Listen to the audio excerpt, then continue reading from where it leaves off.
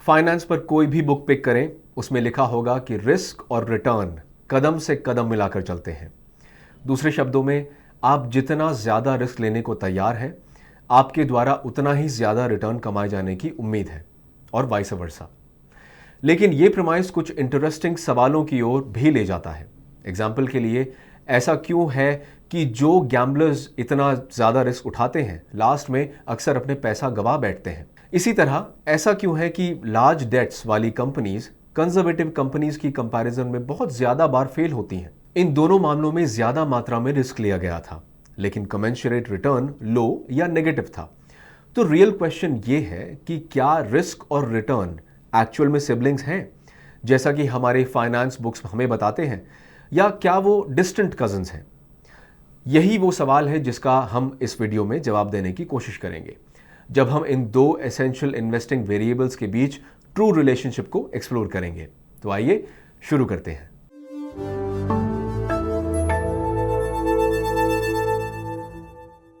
Modern portfolio theory या MPT, जैसा कि हम इसे आमतौर पर कहते हैं, के हिसाब से स्टॉक जितना ही ज्यादा वॉलेटाइल होगा, ये उतना ही ज्यादा रिस्की होगा। इस वॉलेटिलिटी को ओवरऑल मार्केट द्वारा प्रोड्यूस्ड हिस्टोरिकल रिटर्न्स के साथ किसी स्टॉक द्वारा प्रोड्यूस्ड पास्ट रिटर्न के साथ कंपैरिजन से कैलकुलेट किया जाता है। यह हमें पॉजिटिव या नेगेटिव ट्रेंड लाइन देता है, जिसे बीटा कहा जाता है, और आमतौर पर यह माना जाता है कि ट्रेंड फ्यूचर में भी जारी रहेगा। अब जिन कंपनीज का बीटा 1 से ज्यादा होता है, उन्हें हाई बीटा स्टॉक के रूप में क्लासिफाई किया जाता है, और इनमें HDFC बैंक, बजाज फाइनेंस और अडानी ट्रांसमिशन जैसे स्टॉक शामिल होते हैं, जिनका 2.1 का बीटा होता है। तो असल में 2.1 के इस नंबर का मतलब यह है कि अगर स्टॉक मार्केट 10% से ज्यादा मूव करता है, तो अडानी ट्रांसमिशन का स्टॉक प्राइस 10% का 2.1 गुना मूव अप करेगा, जिसका मतलब यह है कि ये 21% तक बढ़ जाएगा। कन्वर्सली, अगर स्टॉक मार्केट में 20% की गिरावट होती है, तो अडानी ट्रांसमिशन के स्टॉक प्राइस में 42% की गिरावट आएगी। और इसी कॉन्टेक्स्ट में मैक्सिमम फाइनेंशियल एक्सपर्ट्स और एडवाइजर्स इन हाई बीटा स्टॉक्स को रिस्क स्टॉक्स के रूप में टैग करते हैं। अब जैसे हमारे पास हाई बीटा है, हमारे पास लो बीटा भी है, जो उन स्टॉक को रिप्रेजेंट करता है जहां बीटा 0 और 1 के बीच है। Bharti Airtel, Asian Paints, Wipro, Doctor Reddy's कुछ ऐसी ही कंपनीज हैं जिनका लो बीटा है, और ऐसी उम्मीद की जाती है कि वो स्टॉक मार्केट में किसी भी करेक्शन के खिलाफ सेफगार्ड के रूप में काम करेंगे। अब तक आप समझ गए होंगे कि लो बीटा स्टॉक को कम रिस्की स्टॉक के रूप में टैग किया जाता है। उसके बाद हमारे पास नेगेटिव बीटा होते हैं, जो उन इन्वेस्टमेंट को रिप्रेजेंट करते हैं जो स्टॉक मार्केट की ऑपोजिट डायरेक्शन में मूव करते हैं। इस इन्वर्स मूवमेंट को आमतौर पर गोल्ड ETFs, बुलियन और गोल्ड म्यूचुअल फंड्स जैसे गोल्ड इंस्ट्रूमेंट के साथ देखा जाता है, जो अक्सर नेगेटिव बीटा लिस्ट में दिखाई देते हैं। ये एक ऐसी लिस्ट है जिसमें लगभग कभी भी कोई पॉपुलर स्टॉक नहीं होता है, लेकिन मैंने लगभग वर्ड का यूज किया है, जिसका मतलब यह है कि इसमें कुछ अपवाद भी होते हैं, और हमें रुचि सोया इंडस्ट्रीज लिमिटेड में एक ऐसा ही अपवाद मिला, जिसका 1.42 का नेगेटिव बीटा है। अब अगर आप पिछले 2 सालों से रुचि सोया के परफॉर्मेंस को ट्रैक करते रहे हैं, तो इस इनवर्स रिलेशनशिप पर किसी को सरप्राइज नहीं होना चाहिए। एग्जाम्पल के लिए 2020 के फरवरी और जून के बीच के पीरियड को लें। इन 5 महीनों के दौरान निफ्टी में 10% की गिरावट आई, लेकिन रुचि सोया का स्टॉक 7000% बढ़ गया था। एक बार फिर 2020 के जुलाई से 2021 के अप्रैल तक, जब निफ्टी में 40% की तेजी आई थी, रुचि सोया का स्टॉक दूसरे ही डायरेक्शन में चला गया और अपने वैल्यू का लगभग 50% गवा बैठा। ठीक है, तो चलिए वापस MPT की तरफ चलते हैं।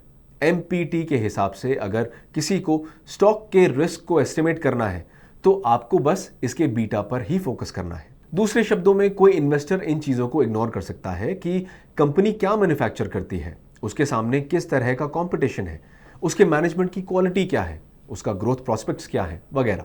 और यदि वो हायर रिटर्न चाहता है, तो वो केवल हाई बीटा स्टॉक्स में इन्वेस्ट कर सकता है। ये सुनने में थोड़ा बेतुका लगता है ना, लेकिन रिस्क और रिटर्न के बीच के रिलेशनशिप का ये ट्रेडिशनल व्यू है।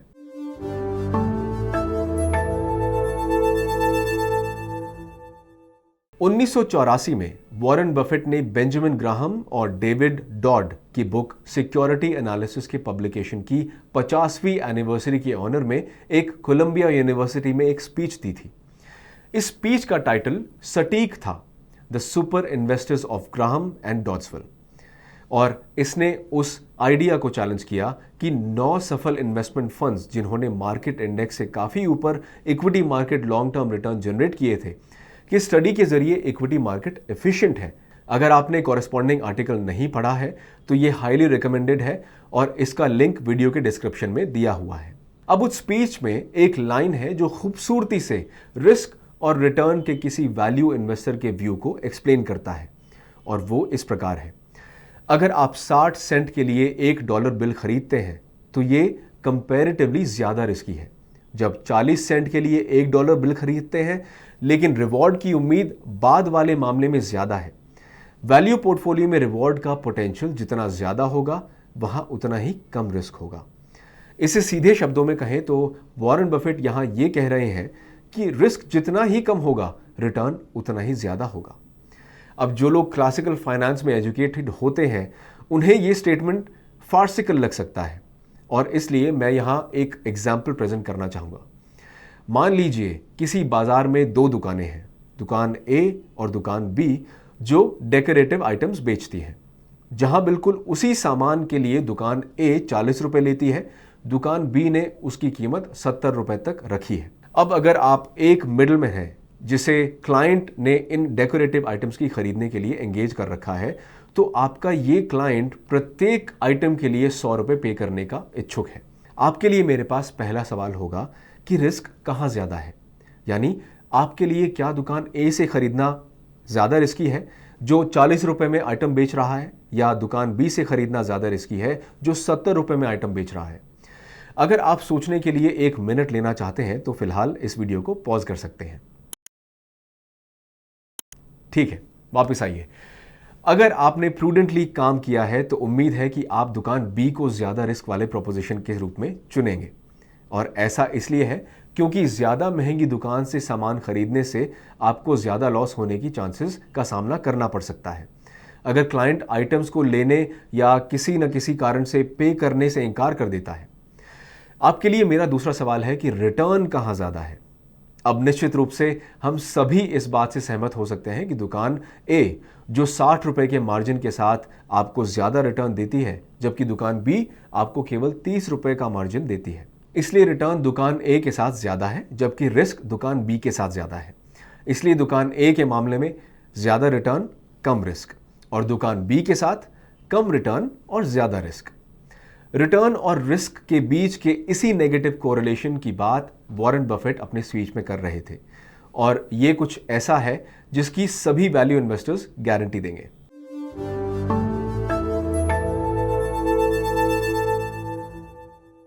इसलिए 2 दुकानों के बजाय आइए बिल्कुल इसी बीटा के साथ 2 कंपनीज को देखें। कंपनी A CD-ROMs और DVDs क्रिएट करती है और बेचती है, जबकि कंपनी B फॉर्च्यून 500 कंपनीज के लिए सॉफ्टवेयर क्रिएट करती है। कंपनी A के अपने बुक्स में काफ़ी डेट्स हैं, जबकि कंपनी B कंजर्वेटिवली फाइनेंस्ड है। कंपनी A का मैनेजमेंट इनकॉम्पिटेंट और डिसऑनेस्ट है, जबकि कंपनी B के मैनेजमेंट को उसकी बिजनेस पॉलिसीज और share holder friendly governance practices के लिए सराहना की जाती है। इसलिए एक इन्वेस्टर के रूप में आप किस कंपनी को ज़्यादा रिस्कियर कहेंगे, कंपनी A या कंपनी B? अब ये कोई ट्रिक क्वेश्चन नहीं है, इसलिए कॉमन सेंस यही कहेगा कि कंपनी A कंपनी B की तुलना में ज़्यादा रिस्की एंटरप्राइज है। लेकिन मज़े की बात यह है कि जो लोग मॉडर्न पोर्टफोलियो थ्योरी फॉलो करते हैं वो आपसे राज़ी नहीं होंगे। असल में वो तर्क देंगे कि चूंकि इन दोनों कंपनीज के पास आइडेंटिकल बीटास हैं तो इनके रिस्क भी आइडेंटिकल होंगे। एमपीटी के सपोर्टर पूरी तरह बीटा को पसंद करते हैं। इसके ऑपोजिट वैल्यू इन्वेस्टर्स का तर्क है कि बीटा रियल वर्ल्ड में कारगर नहीं है। बहुत सारी स्टडीज बताती हैं कि high beta stock necessarily high return produce नहीं करते, और इसी तरह लो बीटा पोर्टफोलियो केवल कम रिटर्न देने के लिए ही डूम्ड नहीं हो सकते। एग्जाम्पल के लिए निफ्टी इंडेसेस वेबसाइट पर अवेलेबल कुछ इंडेसेस को लें। एक कॉर्नर में हमारे पास निफ्टी 100 लो वॉलेटिलिटी 30 इंडेक्स है जिसका बीटा 0.76 है, और रेड कॉर्नर में हमारे पास 1.3 बीटा के साथ निफ्टी हाई बीटा इंडेक्स है। एक रिटर्न पर्सपेक्टिव से हम क्लियरली देख सकते हैं कि कई स्टडी हमें क्या सुझाव दे रही हैं। लो बीटा इंडेक्स ने हाई बीटा इंडेक्स को सालाना 10% से ज्यादा के डिफरेंस के साथ आउट परफॉर्म कर दिया है, जो बीटा बहस में और अधिक फ्यूल डालने का काम करता है। ट्रेडिशनल थ्योरिस्ट्स लगातार बीटा को सपोर्ट करते हैं, जबकि वैल्यू इन्वेस्टर्स को भरोसा है कि रिस्क की समझ केवल एक स्टैटिस्टिक तक ही सीमित नहीं रहेगी। इस वीडियो के अगले सेक्शन में हम एक नॉन बीटा रिस्क फ्रेमवर्क पर गौर करेंगे, जो दुनिया को किसी और ने नहीं बल्कि दिग्गज वॉरेन बफेट ने ऑफर किया था।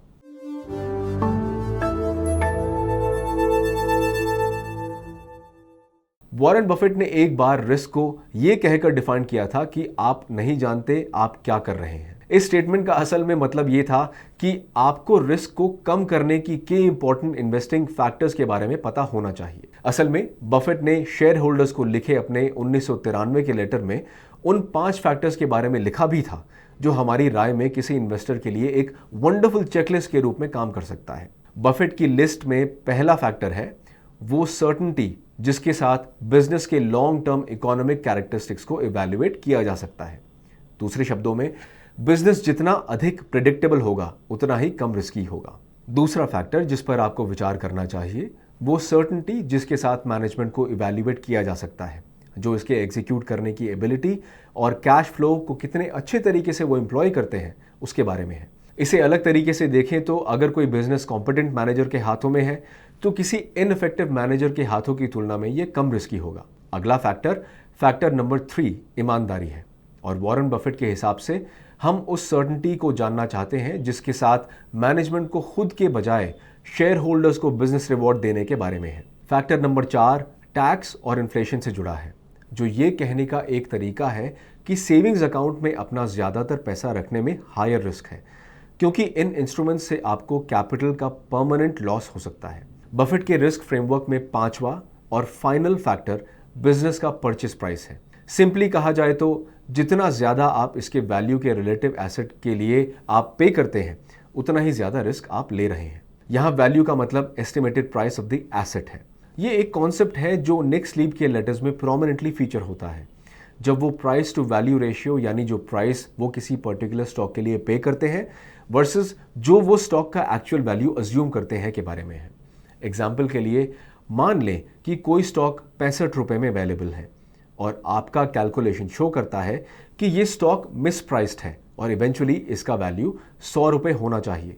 इसका मतलब ये हुआ कि इस स्टॉक का प्राइस टू वैल्यू रेशियो 65% है। निक स्लीप अपने बाय एनुअल लेटर्स में हमेशा अपने पोर्टफोलियो के प्राइस टू वैल्यू रेशियो को रिवील करना पसंद करते हैं और इसके बारे में कहते हैं कि पार्टनरशिप के प्राइस टू वैल्यू रेशियो को कम करने से ज्यादा हमारे एफर्ट और टाइम को कुछ भी ऑक्यूपाई नहीं करता।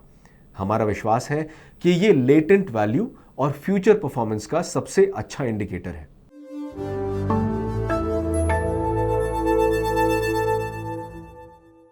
इन्वेस्टिंग में यदि 2 कॉन्सेप्ट्स हैं जो इन्वेस्टर्स द्वारा कम समझी जाती हैं या आमतौर पर गलत समझी जाती हैं, तो वो पहला रिस्क है और दूसरा रिटर्न के साथ रिस्क का रिलेशनशिप। एग्जाम्पल के लिए हर एक इन्वेस्टमेंट फैसले में 3 चीजें होंगी, जिसमें वॉलेटिलिटी, अनसर्टेनिटी और रिस्क शामिल है। एक एमेच्योर इन्वेस्टर इन 3 वर्ड्स का मतलब अस्थिरता, अनिश्चितता और जोखिम से लगा सकता है, जो एक जैसा लग सकता है लेकिन वो बिल्कुल ही अलग है। वॉलेटिलिटी हाईली प्रोबेबल है, अनसर्टेनिटी प्लॉजिबल है और रिस्क पॉसिबल है। इसी कॉन्टेक्स्ट में इन्वेस्टर्स को रिस्क रिटर्न ट्रेड ऑफ से ज्यादा ग्राउंडेड इवैल्यूएशन की जरूरत है और हाई रिस्क हाई रिटर्न और लो रिस्क लो रिटर्न के पॉपुलर ओपिनियन के भीतर कैद रहने की जरूरत नहीं है।